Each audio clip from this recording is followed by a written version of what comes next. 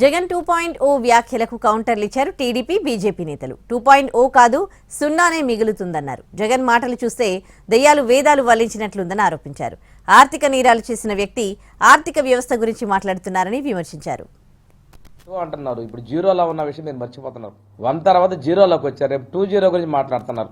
అంటే 1 తర్వాత 2కి రాకుండా జీరోలోకి వెళ్ళారంటే ఆ జీరోను కూడా మీరేదో మీ వాళ్ళ ధైర్యం చెప్పడానికి ప్రయత్నం చేస్తున్నారు. మీ మానసిక పరిపక్వత ఇంకా దిగజారిపోయిందని చెప్పేసి అనుకుంటూ ప్రజాస్వామ్య విలువను కాపాడమని నేను జగన్ కి హితవు చెప్తా ఉన్నానండి. నువ్వు నీ ఎమ్మెల్యేలు నీ ఎంపీలు నీ పక్కన వాళ్ళు తప్ప ప్రజా హ్యాపీగా లేరు.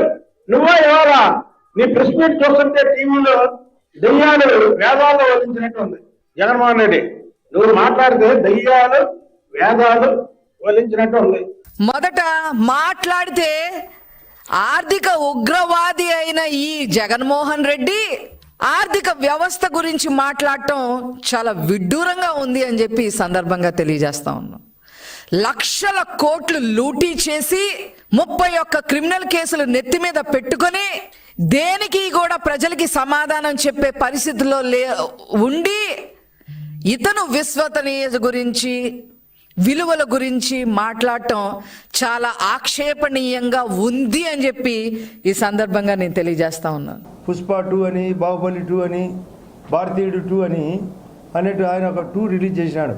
ప్రతిపక్ష నాయకుడు జగన్మోహన్ రెడ్డి హోదా కోల్పోయినాడు. ఖచ్చితంగా అన్నీ అమలు చేసి తీరాల.